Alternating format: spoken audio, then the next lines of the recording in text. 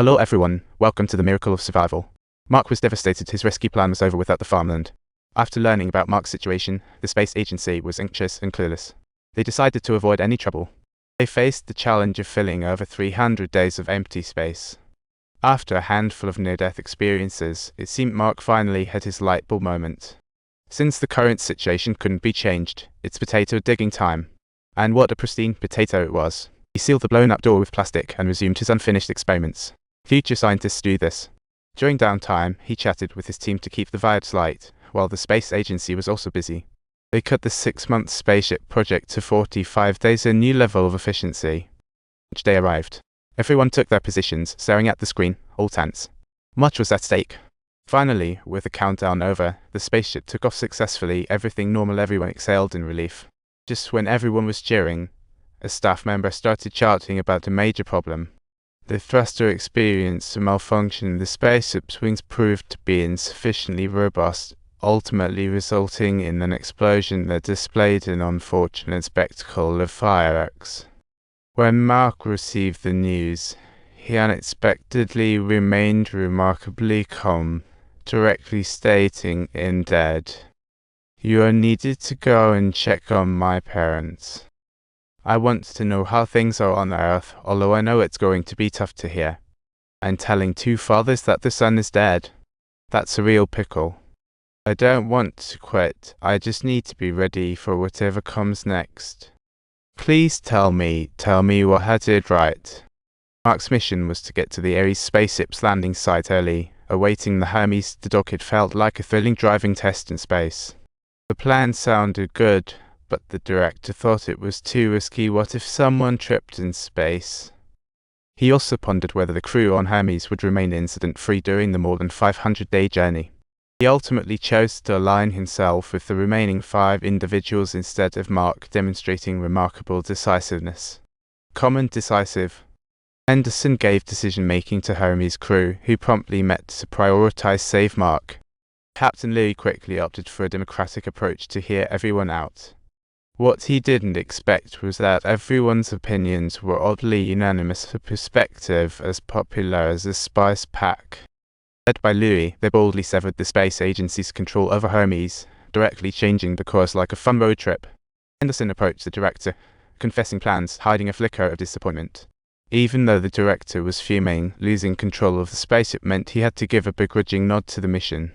At this moment, Mark received an email from Louis, initially left speechless, but then his will to survive reignited hope in him. What he had to do next was prepare for the evacuation in 500 days. It felt like cramming for a major exam. With the spaceship located 3,200 kilometers away, he had to retrofit all life-supporting equipment onto the rover like a car customization project. The food situation became Mark's greatest survival challenge. Even after the airlock explosion, his daily rations were barely enough. Thankfully, this agonizing process didn't drag on long. Soon it was time for his journey to the launch site. Don't forget to charge that solar panel. Mark excitedly embarked on a more than 50-day journey filled with hope. However, the space agency was caught off guard. Mars gravity made it impossible for Hermes to enter low Earth orbit, and it seemed like the spaceship was sulking.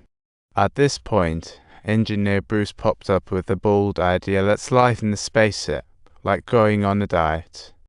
Upon hearing the reduction of a whopping 500 kilograms, seasoned Vincent was shocked, thinking, "We're left only with fuel and the basics." But with no other options, they could only relay the news to a worried Mark at the launch site. Mark found the plan outrageous, but reason told him to trust his team since time was running out. With Hermes about 10 days from reaching Mars orbit, Mark had to get everything ready during the short time. Following Bruce's plan, he began to dismantle the spaceship's windows, internal equipment, and then the roof. It felt like a massive renovation project. In the blink of an eye, 10 days passed.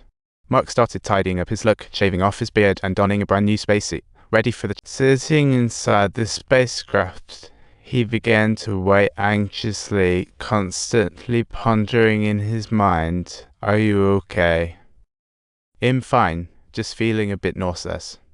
Thanks for coming back. It's been a wild ride being stuck on Mars." This tough guy, through 500 days of trials, finally burst into tears.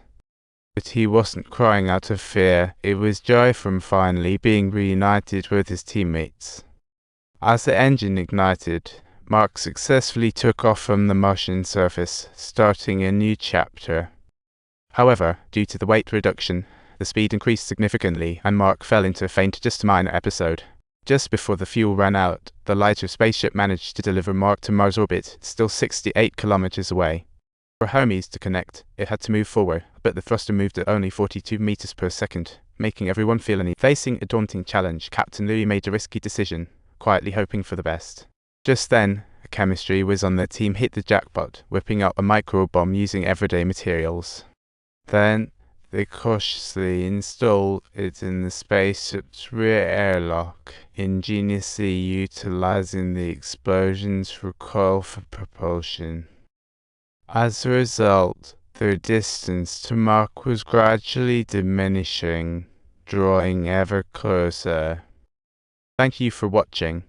Please like and subscribe to help us bring more amazing content.